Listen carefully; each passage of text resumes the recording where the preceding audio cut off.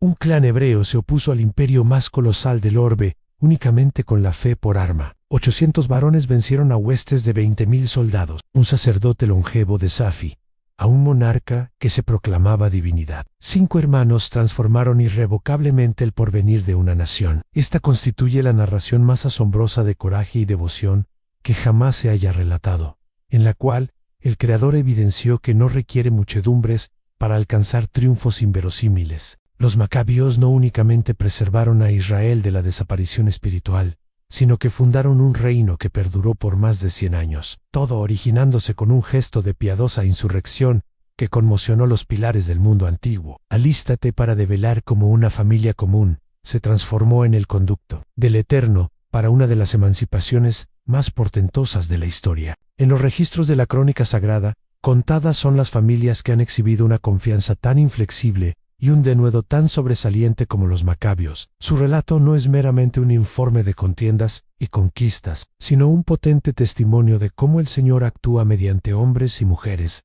prestos a sacrificarlo, todo por su honra y la conservación de su pueblo elegido. Para entender cabalmente quiénes fueron los macabeos, debemos trasladarnos a un tiempo de inmensa convulsión espiritual y política, cuando la nación israelita afrontaba su amenaza más severa desde el exilio babilónico. Era el segundo siglo anterior a Cristo, y las tinieblas de la dominación helenística se extendían cual plaga sobre la tierra prometida, arriesgando apagar para siempre la antorcha de la genuina adoración al Todopoderoso. El apelativo macabeo procede del hebreo maccabi, que quiere decir martillo, un mote que caracterizaría a la perfección el ímpetu arrollador con que este linaje asestaría a los adversarios de Israel. Sin embargo, más allá de su pericia castrense, los macabios simbolizaron algo mucho más hondo a la tenacidad del espíritu humano, cuando se halla plenamente sometido a los designios celestiales. La crónica de los macabeos no puede disociarse del marco histórico que la circunscribe. Tras la muerte de Alejandro Magno, en el 323 a.C.,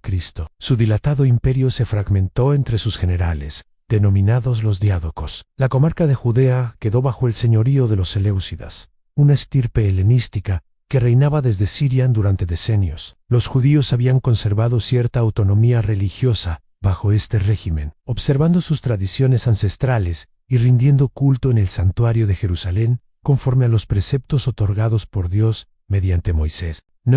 Todo se alteró drásticamente cuando Antíoco IV Epífanes ascendió al trono seleucida en el 175 a.C., este soberano, cuyo nombre significa Dios manifestado, poseía un apetito desmedido que lo condujo a creer que podía imponer su albedrío no solo sobre los cuerpos de sus súbditos, sino también sobre sus almas. Antíoco percibía en la religión judía un escollo para su sueño de un imperio helenístico unificado, donde todos los pueblos venerarían a las deidades griegas y adoptarían las usanzas helénicas. Los primeros signos de la tempestad que se aproximaba empezaron a manifestarse cuando Antíoco comenzó a entrometerse en los asuntos religiosos del templo. En su soberbia, depuso al sumo sacerdote legítimo y subastó el cargo al mejor postor, transmutando el sagrado oficio en una transacción mercantil. Esta violación del sacro orden sacerdotal instaurado por Dios fue solo el inicio de una sucesión de abominaciones que lacerarían el corazón mismo de la fe hebrea. La coyuntura se agravó velozmente cuando Antíoco,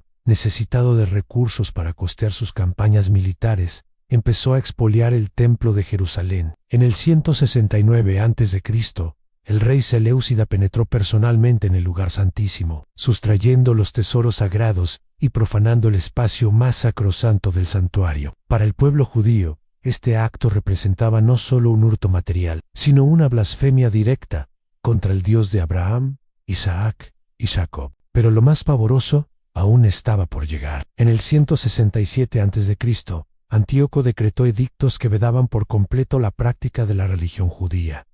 La circuncisión fue declarada ilícita. La observancia del sábado se tornó en un crimen sancionable con la muerte, y la tenencia de los rollos de la Torá era estimada traición. Las autoridades seleucidas erigieron altares paganos en cada urbe y aldea judía, forzando a los habitantes a ofrendar sacrificios a los dioses griegos bajo pena capital. El colmo de esta persecución religiosa sobrevino cuando Antíoco ordenó la edificación de un altar a Zeus olímpico dentro del propio templo de Jerusalén sobre el altar de los holocaustos, donde durante siglos se habían presentado ofrendas al Señor. En el 25 de diciembre del 167 A. Se ofreció el primer sacrificio pagano en este altar violado, un acto que el profeta Daniel había vaticinado como la abominación desoladora. En medio de esta oscuridad espiritual, cuando parecía que la fe de Israel estaba abocada a esfumarse para siempre, Dios erigió a una familia excepcional para ser sus instrumentos de liberación. En la pequeña ciudad de Modín,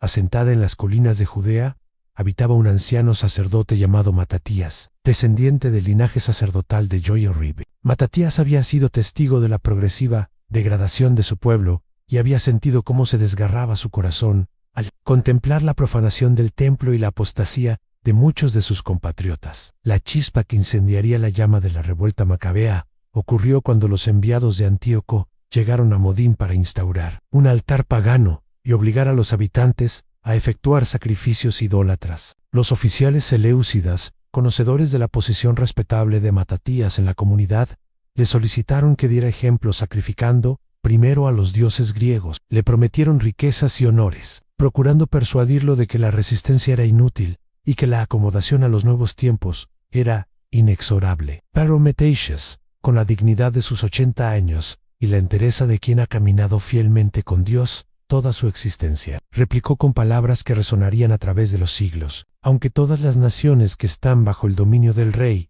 lo obedezcan, apartándose cada una de la religión de sus padres y consintiendo en sus mandatos, yo y mis hijos y mis hermanos andaremos en la alianza de nuestros padres. Nos guarde Dios de abandonar la ley y los mandamientos. No obedeceremos las órdenes del rey, apartándonos de nuestra religión, ni a la derecha ni a la izquierda. En ese instante crucial, mientras Matatías pronunciaba estas palabras de desafío, un judío se aproximó cobardemente al altar para ofrendar el sacrificio pagano, cediendo a las presiones y amenazas de los funcionarios seleucidas. Al observar esta traición a la fe de sus ancestros, algo se quebró en el corazón del viejo sacerdote. Con una indignación sagrada que emanaba de lo más recóndito de su ser, Matatías se abalanzó sobre el apóstata y lo mató sobre el mismo altar, derramando también la sangre del oficial seleucida que presidía la ceremonia. Este gesto de santa violencia marcó el inicio de la guerra independentista más asombrosa de la historia del pueblo judío. Matatías, consciente de que había cruzado el punto sin retorno, clamó por toda la ciudad: síganme todos los que sienten celo por la ley y mantienen la alianza. Inmediatamente, él y sus 5 hijos huyeron a las montañas, donde comenzaron a estructurar la resistencia contra el poder seleucida. Los 5 hijos de Matatías se convertirían en los pilares de la rebelión macabea. Cada uno poseía atributos singulares que los habilitarían para los diferentes aspectos de la lucha que tenían por delante. Judas, el tercero de los hermanos, recibió el apodo de Macabeo, el martillo, y su liderazgo castrense sería tan sobresaliente que toda la familia acabaría siendo reconocida por este mote.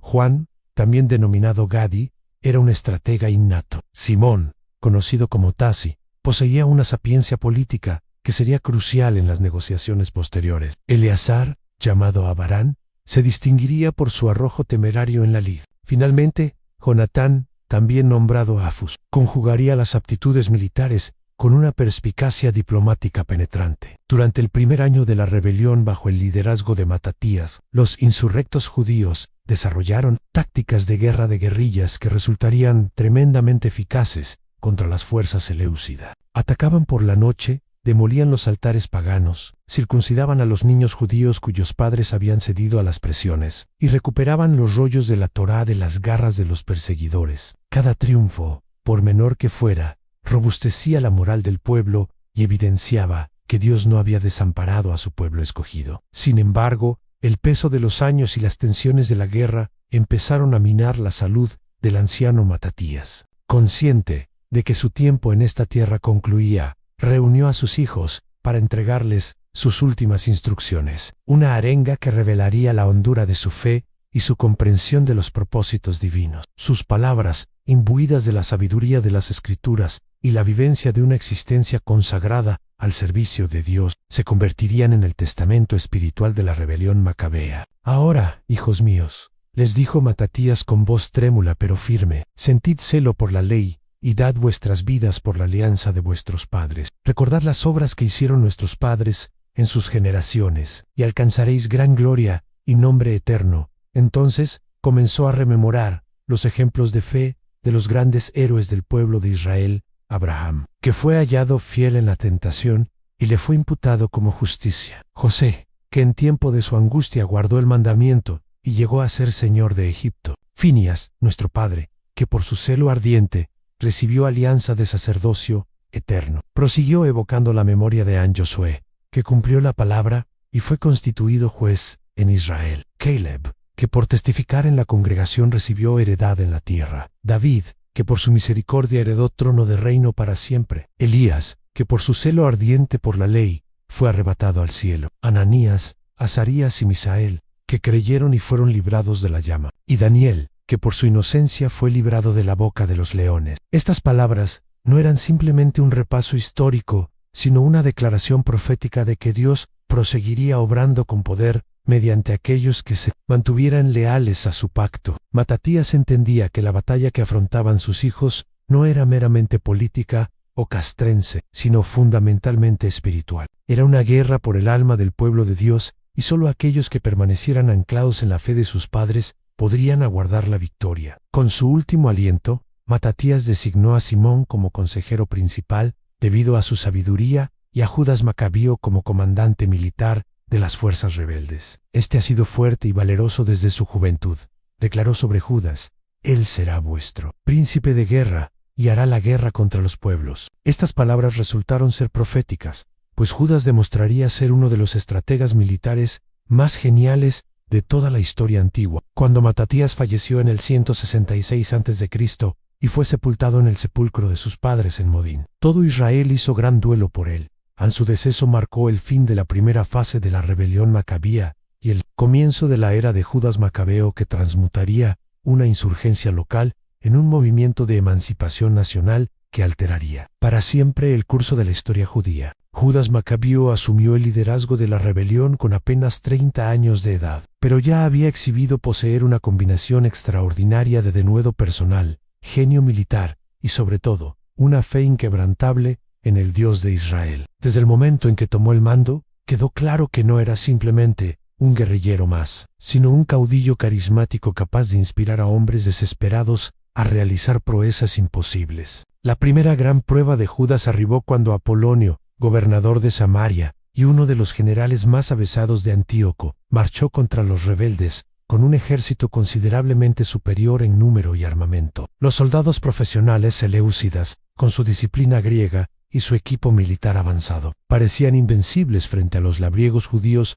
armados con herramientas agrícolas convertidas en armas de guerra. Sin embargo, Judas comprendía algo que sus enemigos no podían comprender: que esta guerra no se libraría según los principios militares convencionales, sino según los principios de la fe. Antes de cada batalla, Judas reunía a sus hombres para orar y ayunar, recordándoles que no luchaban solos, sino que el Dios de los ejércitos combatía a su lado. Citaba las palabras del salmista: unos confían en carros y otros en caballos, mas nosotros del nombre del Señor nuestro Dios tendremos memoria. La batalla contra Apolonio se libró en los desfiladeros montañosos cerca de Bet Orón, donde Judas exhibió por primera vez su genio táctico, empleando el conocimiento íntimo del terreno y la movilidad superior de sus fuerzas. Tendió una celada perfecta que resultó en una victoria total. Apolonio murió en la contienda y Judas tomó su espada, que emplearía en todas las batallas posteriores como símbolo de que Dios entrega a los enemigos de su pueblo en manos de los fieles. Esta primera victoria tuvo un efecto psicológico devastador en las fuerzas seleucidas y electrizante en el pueblo judío. Las nuevas se difundieron velozmente por toda Judea. A los invencibles seleucidas podían ser vencidos, y Dios continuaba peleando por su pueblo, como en los días de Josué y Gedeón. Voluntarios de todo el país empezaron a unirse a las huestes de Judas. Lo que había comenzado como una reducida banda de rebeldes se transformó en un ejército de liberación nacional. Pero Antíoco IV no estaba dispuesto a tolerar esta humillación. Envió inmediatamente a Serón, comandante del ejército de Siria, con fuerzas aún más numerosas para aplastar definitivamente la rebelión judía. Serón era un militar veterano que había participado en numerosas campañas de conquista y se dirigía hacia Judea, con la seguridad de quien nunca había conocido la derrota. Cuando los espías notificaron a Judas sobre la magnitud del ejército de Serón, muchos de sus hombres se desanimaron. La diferencia numérica era arrolladora, y enfrentar a las fuerzas seleucidas en batalla campal parecía suicida. Pero Judas, con la autoridad moral que solo puede poseer alguien completamente rendido a la voluntad de Dios, congregó a sus tropas y les habló palabras que se grabarían para siempre en sus corazones. «No temáis por la multitud de ellos, ni tengáis miedo de su ataque», declaró Judas, con una convicción que trascendía las circunstancias naturales. «Recordad de qué manera fueron salvados nuestros padres en el Mar Rojo, cuando Faraón los perseguía con ejército. Y ahora clamemos al cielo a ver si querrá favorecernos, y se acordará de la alianza de nuestros padres, y quebrantará hoy este ejército delante de nosotros». Estas palabras revelaban la fuente del poder de Judas Macabeo. No era simplemente un comandante militar hábil, sino un hombre que había aprendido a ver las circunstancias terrenales a través de la perspectiva de las promesas eternas de Dios. Entendía que las victorias del pueblo de Dios no se consiguen por fuerza ni por violencia humana, sino por el Espíritu del Señor de los ejércitos. La batalla se libró nuevamente en los pasos montañosos de Beth-Orón, el mismo sitio donde Josué había vencido a los reyes amorreos siglos antes. Judas empleó la táctica de la retirada fingida, atrayendo a las fuerzas seleucidas hacia un terreno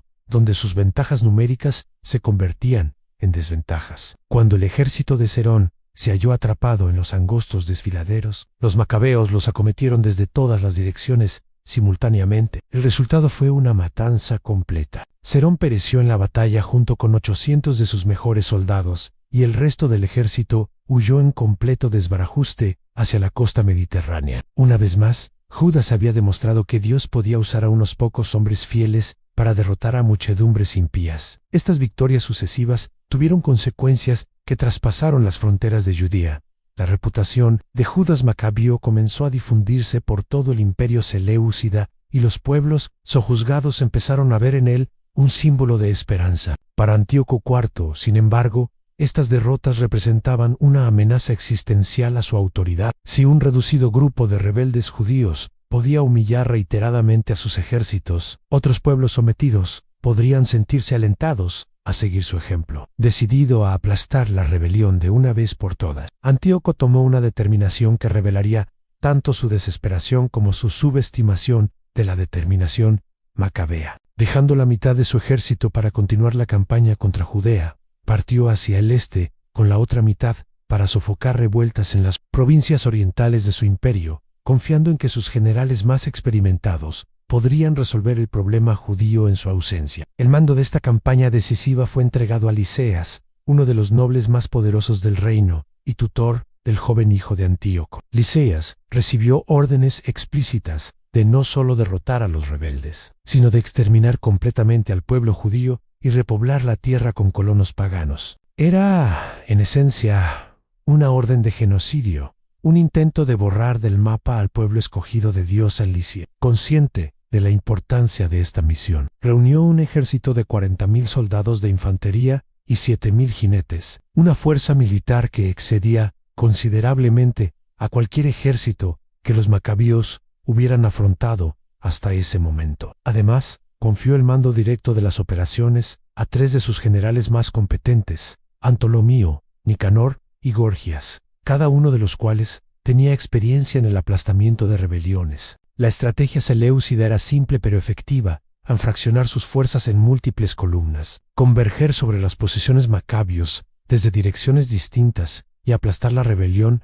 mediante la superioridad numérica arrolladora. Para asegurar el éxito, también trajeron mercaderes de esclavos de las urbes costeras, anticipando la captura masiva de prisioneros judíos que serían vendidos en los mercados de esclavos del Mediterráneo oriental. Cuando las noticias de este formidable ejército llegaron a Judas y sus seguidores, la magnitud del desafío que afrontaban se hizo patente para todos. Esta vez no se trataba de una expedición punitiva o una campaña de intimidación, sino de un esfuerzo sistemático para la aniquilación total del pueblo judío. Muchos de los partidarios de Judas empezaron a cuestionar si existía alguna posibilidad de supervivencia frente a probabilidades tan desesperadas, pero fue precisamente en este momento de máxima crisis cuando la fe de Judas Macabeo brilló con mayor intensidad. En lugar de dejarse abrumar por el temor o la desesperación, convocó a todo el pueblo a un día de ayuno y oración en Mizpa, el lugar donde Samuel había juzgado a Israel siglos antes.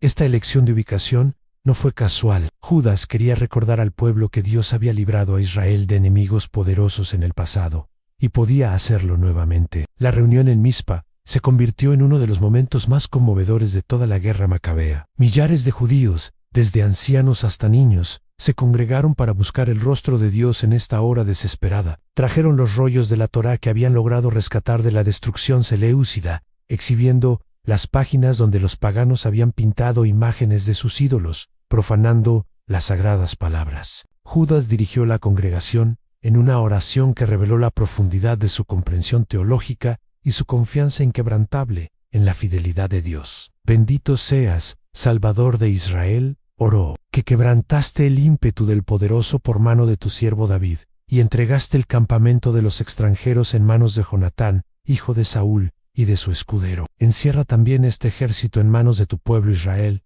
y sean confundidos en su poderío y caballería. Esta oración no era una súplica desesperada, sino una declaración de fe basada en el conocimiento íntimo del carácter de Dios, revelado en las Escrituras. Judas entendía que la historia del pueblo de Israel estaba colmada de ejemplos de liberaciones imposibles, y que el Dios que había liberado a David del gigante Goliat y había dado victoria a Jonatán contra multitudes filisteas, era el mismo Dios que podía dar victoria a los macabeos contra los seleucidas. Tras la oración corporativa, Judas organizó su ejército según los principios establecidos en el libro de Deuteronomio. Envió a casa a todos los hombres que acababan de casarse, que habían plantado viñedos o que tenían miedo, siguiendo exactamente las instrucciones que Dios había dado a través de Moisés para la Guerra Santa. Este acto de obediencia a la ley divina redujo considerablemente el tamaño de su ejército, pero acrecentó exponencialmente su calidad espiritual y su determinación. Los 3,000 hombres que permanecieron con Judas representaban la esencia destilada de la fe judía. Cada uno había tomado la decisión consciente de confiar en Dios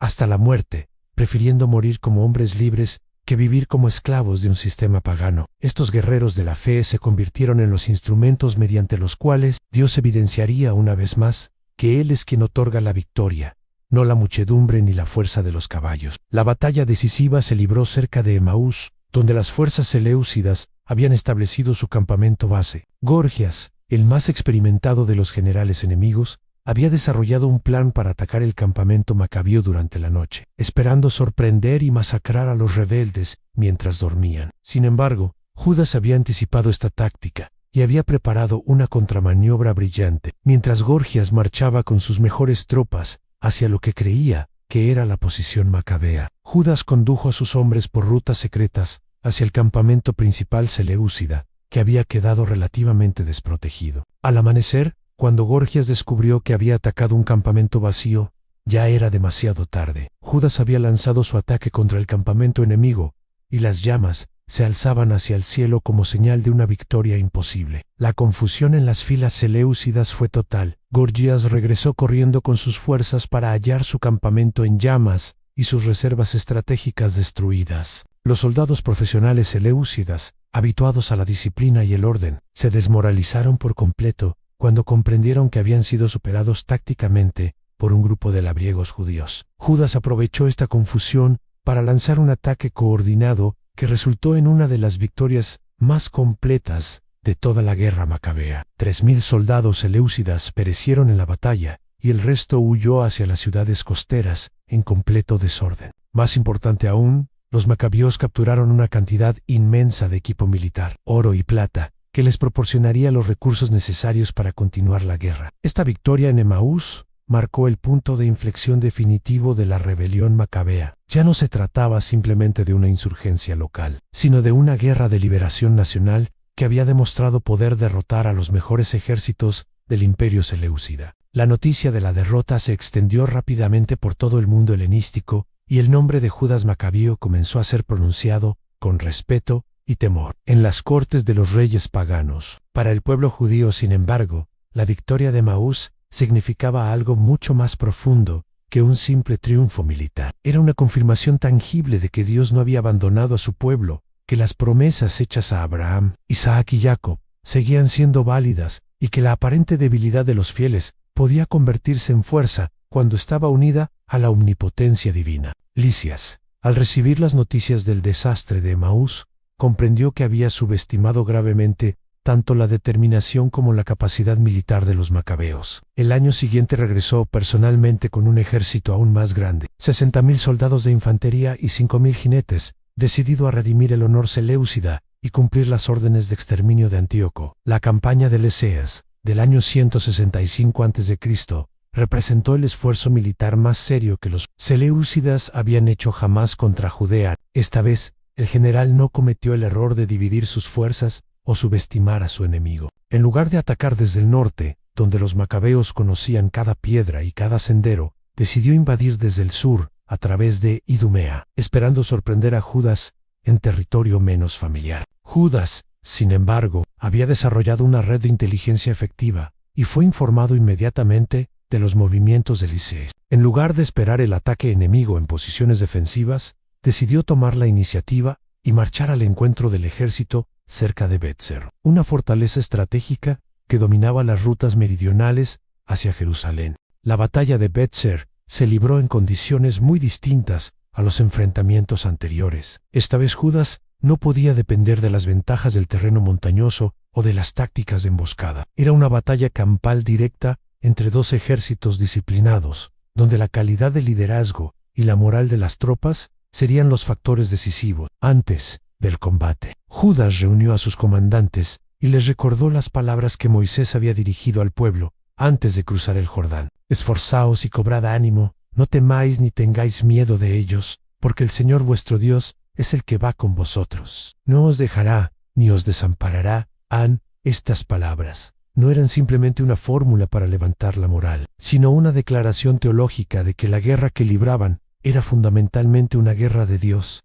El enfrentamiento fue feroz y prolongado. Los soldados seleucidas lucharon con la desesperación de quienes sabían que otra derrota significaría el fin de sus carreras militares, mientras que los macabios combatieron con la determinación de hombres que luchaban por la supervivencia de su fe y su pueblo. Durante horas, el resultado de la batalla permaneció incierto, con cargas y contracargas que dejaban el campo sembrado de muertos de ambos bandos. Fue en el momento culminante de la batalla cuando se manifestó nuevamente el genio militar de Judas Macabeo. Observando que el centro de las líneas seleucidas empezaba a mostrar signos de fatiga, organizó un ataque concentrado que logró quebrar la formación enemiga. Una vez que se abrió la brecha, la disciplina seleucida se desmoronó, y lo que había sido un ejército ordenado se convirtió en una multitud huyendo en pánico. Lisias perdió 5.000 hombres en la batalla de Betzer, incluyendo algunos de sus mejores oficiales. Más humillante aún, se vio obligado a retirarse hacia Antioquía para reorganizar sus fuerzas, admitiendo implícitamente que los macabeos habían logrado lo imposible: derrotar consecutivamente a todos los ejércitos que el imperio seleucida había enviado contra ellos. Esta serie de victorias militares creó las condiciones necesarias para que Judas pudiera emprender la empresa que había estado en el corazón de la rebelión macabea desde sus inicios en la liberación y purificación del templo de Jerusalén. En diciembre del 165 a.C., exactamente 3 años después de su profanación por Antíoco, Judas marchó triunfalmente hacia la ciudad santa al frente de un ejército victorioso. El espectáculo que hallaron los macabeos al entrar en Jerusalén era desgarrador. La ciudad santa había sido parcialmente despoblada. Muchas casas estaban en ruinas y las murallas habían sido derribadas en varios lugares, pero nada podía compararse con la tragedia del templo profanado. El altar pagano de Zeus seguía erguido sobre el altar de los holocaustos. Las cámaras sagradas habían sido convertidas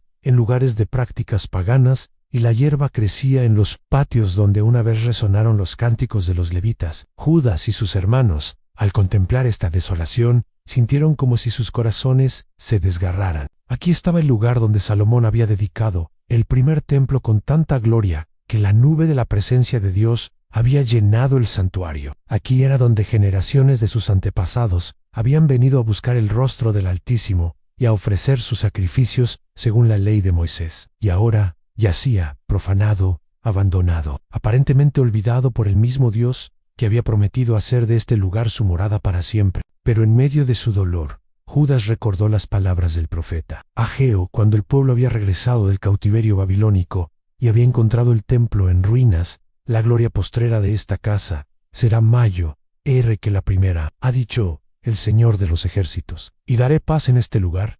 Era una promesa que trascendía las circunstancias presentes y se extendía hacia el futuro eterno de los propósitos de Dios. La primera tarea que emprendió Judas fue seleccionar sacerdotes que no hubieran sido contaminados por la idolatría forzada durante los años de persecución. Estos hombres santos, que habían preferido el exilio y la pobreza antes que participar en los ritos paganos, fueron encargados de la purificación ritual del templo. Era un trabajo que requería no solo conocimiento técnico de las leyes de pureza, sino también una dedicación espiritual que solo podían poseer aquellos que habían mantenido su fe intacta durante los años más oscuros. El proceso de purificación fue meticuloso y profundamente simbólico. Cada piedra del altar pagano fue removida y arrojada fuera de la ciudad como si fuera material contaminado que no debía permanecer ni un momento más en el lugar santo. Los utensilios del templo que habían sido profanados fueron retirados y reemplazados por otros nuevos, fabricados según las especificaciones exactas dadas por Dios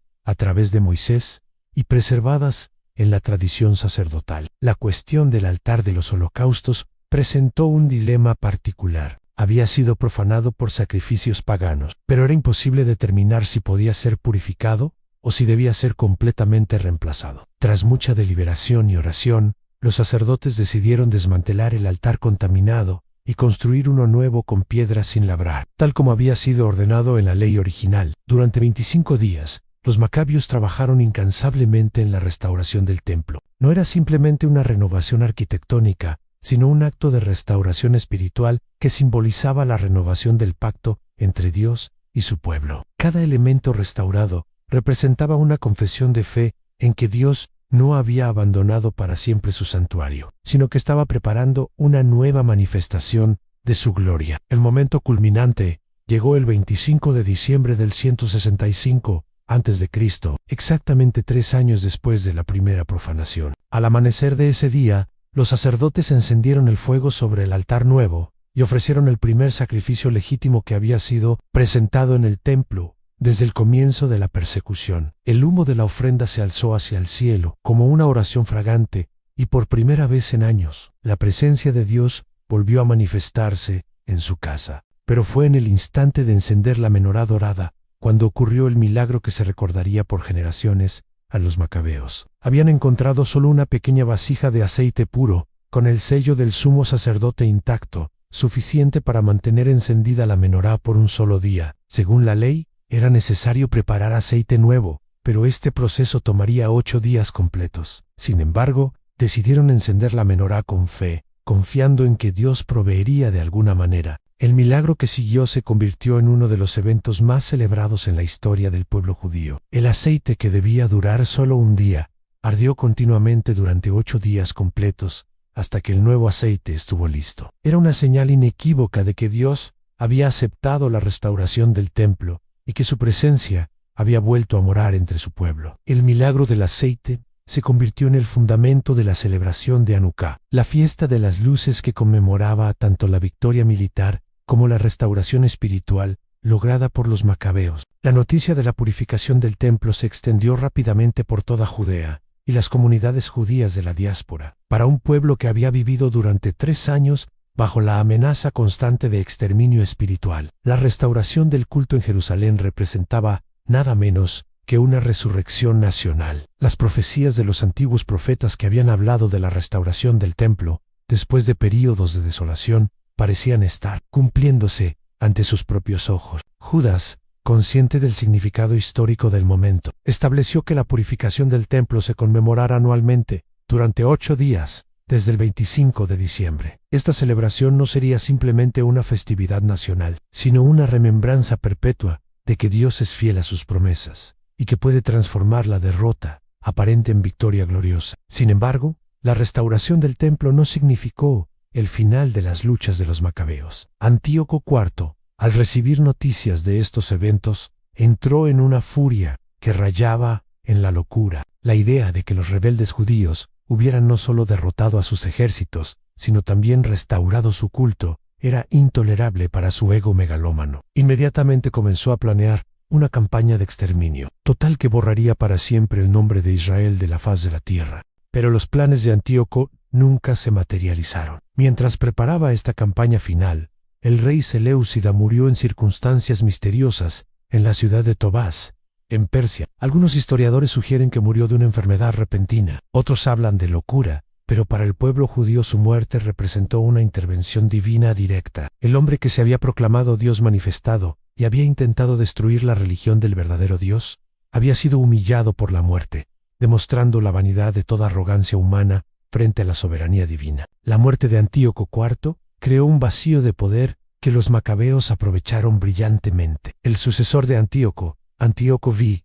Upeit, era apenas un niño y el poder real recaía en manos de regentes que estaban más interesados en mantener la estabilidad del imperio que en continuar. Las costosas campañas contra Judea. Esta situación proporcionó a Judas el tiempo necesario para consolidar las ganancias territoriales y fortificar las posiciones estratégicas. Durante los años siguientes, Judas expandió sistemáticamente el territorio bajo control macabeo, liberando comunidades judías que habían sido oprimidas por los gobernadores locales paganos. Cada victoria no solo aumentaba el territorio de la Judea libre, sino que también rescataba a miles de judíos que habían estado viviendo bajo la amenaza constante de persecución religiosa. Una de las campañas más significativas de este período fue la expedición de rescate a Galat, al otro lado del río Jordán, donde una gran comunidad judía había sido sitiada por las tribus árabes locales. Los mensajeros que llegaron a Jerusalén con súplicas de ayuda describían condiciones desesperantes. Los judíos de Galad estaban encerrados en sus ciudades fortificadas sin suministros, mientras sus enemigos los rodeaban esperando el momento oportuno para el asalto final. Judas no vaciló un momento, aunque significaba dividir sus fuerzas y adentrarse en territorio enemigo, organizó inmediatamente una expedición de rescate. Tomando 3.000 de sus mejores guerreros, marchó hacia el este, a través del desierto jordano, confiando en que Dios, que había liberado a su pueblo de Egipto a través del desierto, los guiaría nuevamente. La campaña de Galat demostró una vez más el genio militar de Judas y su capacidad para adaptar sus tácticas a diferentes tipos de terreno y enemigos. En lugar de las guerras de montaña que había librado contra los seleucidas, ahora enfrentaba tribus nómadas en terreno desértico abierto. Utilizando la velocidad y la sorpresa, logró levantar los sitios de varias ciudades judías y evacuar a miles de refugiados hacia la seguridad de Judea. Simultáneamente,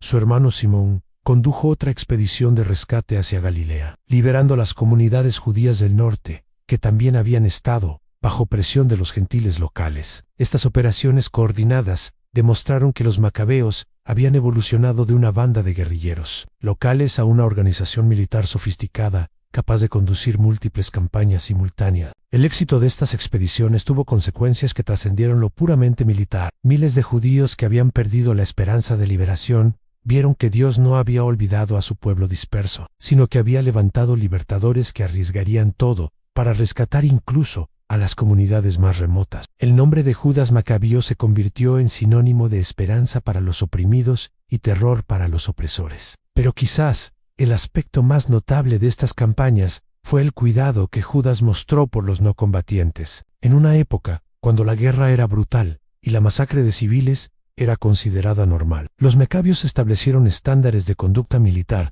que reflejaban los valores éticos de su fe, protegían a las mujeres y niños, respetaban la propiedad privada de los no combatientes y trataban a los prisioneros con dignidad. Esta conducta ética no era simplemente humanitarismo natural, sino una expresión consciente de su comprensión de que luchaban no solo por la libertad política, sino por la vindicación de los valores morales revelados por Dios en las Escrituras. Entendían que la forma en que conducían la guerra era tan importante como los resultados que obtenían, porque representaban no solo a la nación judía, sino al Dios de Israel ante las naciones paganas. Sin embargo, no todos los enfrentamientos de este período resultaron en victoria para los macabeos. En el 163 a.C., Judas sufrió su primera derrota significativa en la batalla de Bet Zacarías, cuando enfrentó a un ejército seleucida que incluía elefantes de guerra. Fue en esta batalla donde murió su hermano Eleazar, quien se sacrificó heroicamente al atacar al elefante que creía que llevaba al rey enemigo. La muerte de Eleazar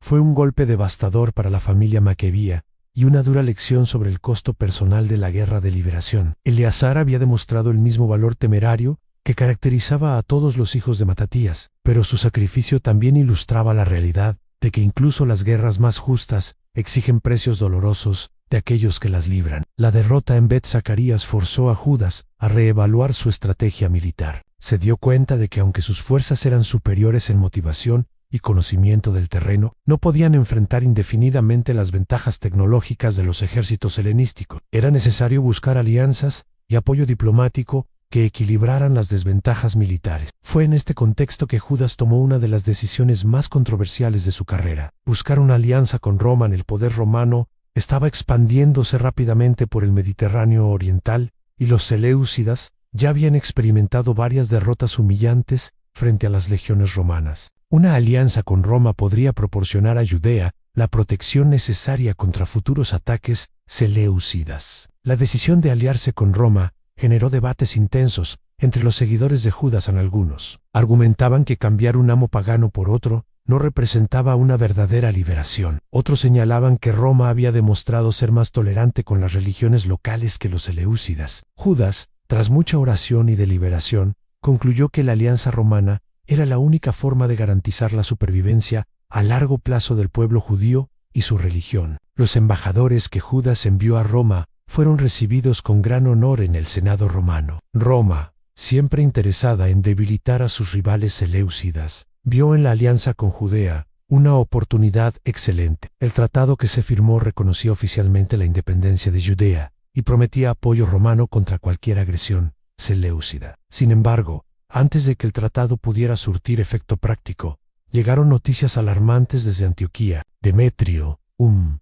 príncipe seleucida que había estado exiliado en Roma, había regresado y reclamado el trono, asesinando al joven Antíoco V y su regente Liceas. El nuevo rey estaba determinado a restaurar el prestigio seleucida, aplastando definitivamente la rebelión judía. Demetrio y envió inmediatamente un gran ejército bajo el mando de Báquides, uno de sus generales más experimentados, con órdenes de capturar o matar a Judas Macabeo y restaurar el control seleucida sobre Judea. Báquides era un militar veterano que había estudiado cuidadosamente las tácticas macabeas y estaba decidido a no repetir los errores de sus predecesores. El ejército de Báquides era considerablemente más grande y mejor equipado que cualquier fuerza que los macabeos hubieran enfrentado anteriormente. Más importante aún, Báquides había aprendido de las derrotas seleucidas previas y había desarrollado tácticas específicamente diseñadas para contrarrestar las ventajas tradicionales de los macabeos. Cuando Judas recibió informes sobre el tamaño y la calidad del ejército que se aproximaba, se halló en la posición más desesperada de toda su carrera militar. Muchos de sus seguidores, desmoralizados por las noticias del formidable ejército enemigo, comenzaron a desertar. Los que permanecieron fieles sumaban apenas 800 hombres, una fuerza irrisoriamente pequeña para enfrentar a los 20.000 soldados de Báquides. Sus oficiales más cercanos le suplicaron que evitara la batalla campal y regresara a las tácticas de guerrilla que habían resultado tan exitosas en el pasado. Argumentaban que con tan escasos hombres, enfrentar al ejército de Báquides en combate directo sería suicida. Judas podía retirarse a las montañas, reorganizar sus fuerzas y esperar una coyuntura más favorable. Pero Judas, con la intuición espiritual que había guiado todas sus decisiones militares, sintió que había llegado el momento de hacer su última declaración de fe. Lejos sea de nosotros hacer tal cosa como huir de ellos, declaró a sus hombres. Si ha llegado nuestro tiempo, muramos valerosamente por nuestros hermanos y no dejemos mancha en nuestra gloria. Estas palabras revelaban que Judas había comprendido algo que trasciende la lógica militar convencional. Entendía que algunas batallas deben librarse, no porque se pueda ganar, sino porque él no librarlas representaría una traición a todo lo que se ha defendido. Para Judas, huir en ese instante significaría abandonar no solo a sus seguidores, sino los principios por los cuales había luchado durante toda su vida. La batalla final de Judas Macabeo se libró en el Asa, en el 161 a.C., fue un combate desigual desde el principio. Pero los 800 macabeos que permanecieron leales a su comandante, lucharon con una determinación que impresionó incluso a sus enemigos. Sabían que muy probablemente perecerían, pero preferían morir como hombres libres que vivir como esclavos. Durante la batalla, Judas demostró una vez más su valor personal excepcional. Luchó en primera línea, inspirando a sus hombres con su propio ejemplo de coraje. Cuando el resultado de la batalla ya no ofrecía dudas, continuó luchando no por esperanza de victoria, sino por fidelidad a sus principios y a sus seguidores. Judas Macabeo murió como había vivido, con la espada en la mano, defendiendo la causa por la cual había dedicado su existencia. Su deceso representó el final de una era, pero también el comienzo de un legado que perduraría mucho más allá de su existencia terrenal. Había demostrado que es posible para un grupo reducido de hombres fieles cambiar el curso de la historia cuando están completamente rendidos a la voluntad de Dios. A la noticia de la muerte de Judas se extendió velozmente por todo el país, sumiendo al pueblo judío en un duelo profundo. ¿Cómo ha caído el valiente que salvaba a Israel?, lamentaron por toda Judea. Había sido más que un líder militar, había sido un símbolo de esperanza, una prueba viviente de que Dios no había desamparado a su pueblo. Sus hermanos Jonatán y Simón recuperaron su cuerpo y lo sepultaron en el sepulcro familiar en Modín, junto a su padre Matatías y su hermano Eleazar. El funeral se convirtió en una demostración masiva de gratitud por el hombre que había arriesgado todo para liberar a su pueblo de la opresión espiritual y política. Pero la muerte de Judas no significó el final de la causa macabía. Jonatán, su hermano menor, asumió el liderazgo de las fuerzas rebeldes y continuó la lucha por la independencia judía. Aunque no poseyó el genio militar de Judas, Jonatán demostró habilidades diplomáticas excepcionales que le permitieron navegar las complejas corrientes políticas del mundo helenístico. Durante los años siguientes, Jonatán logró no solo mantener viva la resistencia macabea, sino también expandir considerablemente el territorio bajo control judío. Utilizó las rivalidades entre diferentes pretendientes al trono seleucida para obtener concesiones cada vez mayores, jugando un lado contra el otro, con una astucia que habría enorgullecido a su hermano. Judas, en el punto culminante de la carrera de Jonatán, llegó cuando Alejandro Balas, un pretendiente al trono seleucida, lo nombró sumo sacerdote de Israel en el 153 a.C. Este nombramiento representó el reconocimiento oficial de la autonomía judía y marcó el comienzo de la dinastía Asmanía, que gobernaría Judea durante más de un siglo. Sin embargo, la carrera de Jonatán terminó trágicamente cuando fue asesinado traicioneramente por Trifón, un general seleucida que había fingido amistad para traerlo a una trampa. Su muerte demostró una vez más los peligros constantes que enfrentaban los líderes macabios en un mundo donde la traición política era común. Simón, el último de los hijos sobrevivientes de Matatías, asumió entonces el liderazgo de la nación judía. Simón había sido el consejero sabio de la familia, el hermano al cual Matatías había encomendado la sabiduría política. Bajo su liderazgo, Judea alcanzó finalmente la independencia completa que había sido el sueño de toda la familia macabía. En el 142 a.C., Simón logró expulsar la guarnición seleucida de la ciudadela de Jerusalén, el último símbolo de la dominación extranjera. Esta victoria marcó el comienzo de la independencia total de Judea, algo que no se había logrado desde los días del reino de Salomón. El pueblo judío había recuperado no solo su libertad religiosa, sino también su soberanía política. El logro de Simón fue reconocido oficialmente por una gran asamblea del pueblo judío que se reunió en Jerusalén en el 140 a.C. Esta asamblea proclamó a Simón como sumo sacerdote, comandante militar y etnarca del pueblo judío, estableciendo formalmente la dinastía Asmanía, que había comenzado con la rebelión de Matatías en Modín durante el gobierno de Simón. Judea experimentó un período de paz y prosperidad que no había conocido en décadas. Las fronteras fueron aseguradas, el comercio floreció y el pueblo pudo practicar su religión sin temor a la persecución. Era la realización del sueño por el cual Matatías y sus hijos habían luchado y muerto. Sin embargo, como había sido el destino de sus hermanos, la vida de Simón también terminó violentamente. Fue asesinado por su yerno Ptolomeo, quien aspiraba a tomar el poder. Pero la dinastía macabea había echado raíces tan profundas que este crimen no pudo destruirla. Juan Hircano, hijo de Simón, logró escapar de la conspiración y continuó la línea dinástica. Bajo Juan Hircano y sus sucesores, el reino judío alcanzó una extensión territorial que no había conocido desde los días de David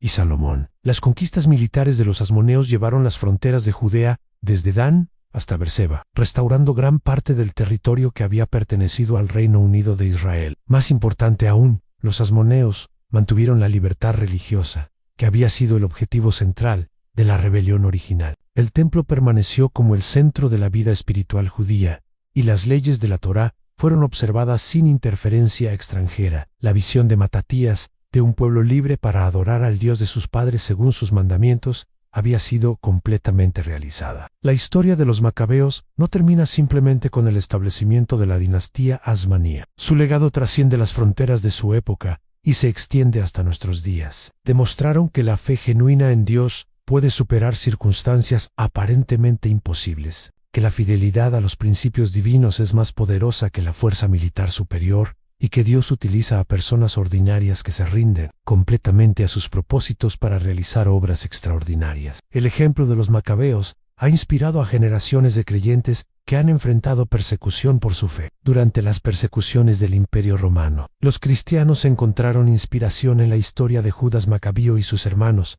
Durante la Reforma Protestant, los reformadores vieron en los macabeos un ejemplo de resistencia legítima contra autoridades que intentaban imponer prácticas contrarias a la palabra de Dios en épocas más recientes, cuando regímenes totalitarios han intentado suprimir la libertad religiosa. Los creyentes han encontrado en la historia macabea un recordatorio de que Dios levanta libertadores para su pueblo, incluso en las horas más oscuras. La historia de esta familia extraordinaria continúa hablando a todos aquellos que enfrentan la disyuntiva entre la conveniencia temporal y la fidelidad eterna. Pero quizás el aspecto más importante del legado macabeo es su demostración de que Dios cumple sus promesas de manera que frecuentemente supera nuestras expectativas humanas. Cuando Matatías huyó a las montañas con sus 5 hijos, parecía que la causa de la verdadera religión en Israel estaba perdida para siempre. Sin embargo, Dios utilizó a esta pequeña familia para no solo preservar la fe judía, sino también para establecer un reino independiente que duraría más de un siglo. Esta historia nos recuerda que los propósitos de Dios no dependen de las circunstancias externas o de los recursos humanos disponibles. Cuando Él decide actuar, puede utilizar a los débiles para confundir a los fuertes, a los pocos para vencer a los muchos, y a los despreciados para humillar a los poderosos. Los macabeos fueron instrumentos en las manos de Dios, pero fue el poder divino, no la habilidad humana, lo que logró las victorias imposibles. En nuestros días, cuando muchos creyentes enfrentan presiones para comprometer su fe, cuando las autoridades seculares a menudo hostilizan las convicciones religiosas, y cuando parece que las fuerzas del secularismo son abrumadoramente superiores, la historia de los macabeos nos recuerda que Dios sigue siendo el mismo. El Dios que liberó a su pueblo de la opresión seleúcida puede liberar a su pueblo de cualquier forma de opresión espiritual. La historia macabea también nos enseña que la libertad religiosa no es un regalo que se recibe pasivamente, sino un tesoro que debe ser defendido activamente. Matatías y sus hijos no esperaron que otros lucharan por su derecho a adorar a Dios según su palabra. Ellos mismos tomaron la iniciativa, arriesgaron todo lo que tenían y pagaron el precio que la libertad espiritual requería. Este ejemplo desafía a los creyentes contemporáneos a preguntarse, ¿qué precio están dispuestos a pagar por mantener su fidelidad a Dios en una era de comodidad y conveniencia? La historia macabea nos recuerda que hay principios por los cuales vale la pena sacrificar la seguridad temporal, principios que son más importantes que la vida misma. Finalmente, la historia de los macabeos nos enseña que Dios puede transformar tragedias aparentes en triunfos eternos. La profanación del templo, que parecía representar la derrota definitiva de la religión judía, se convirtió en el catalizador para una liberación que estableció la independencia judía durante generaciones. Del mismo modo, las pruebas que enfrentamos en nuestras vidas pueden convertirse en oportunidades para que Dios manifieste su poder y gloria de maneras que nunca habríamos imaginado. La historia de los macabeos continúa hablándonos hoy porque demuestra verdades eternas sobre el carácter de Dios y su relación con su pueblo. Es un recordatorio de que Él es fiel a sus promesas, poderoso para salvar y capaz de utilizar incluso las circunstancias más desesperantes para realizar sus propósitos eternos. Cuando encendemos las velas de Hanukkah cada año, no solo conmemoramos un milagro histórico del aceite que duró 8 días, sino que celebramos la fidelidad continua de Dios hacia aquellos que le permanecen fieles. Recordamos que la luz de la verdad divina nunca puede ser extinguida completamente, sin importar cuán poderosas sean las fuerzas de las tinieblas que se levanten contra ella. Los macabeos nos dejaron un legado que trasciende las páginas de la historia. Nos dejaron un ejemplo de fe inquebrantable, valor extraordinario y fidelidad absoluta a los principios divinos. Pero más importante aún, nos dejaron un testimonio del poder ilimitado de Dios para obrar a través de aquellos que se rinden completamente a sus propósitos.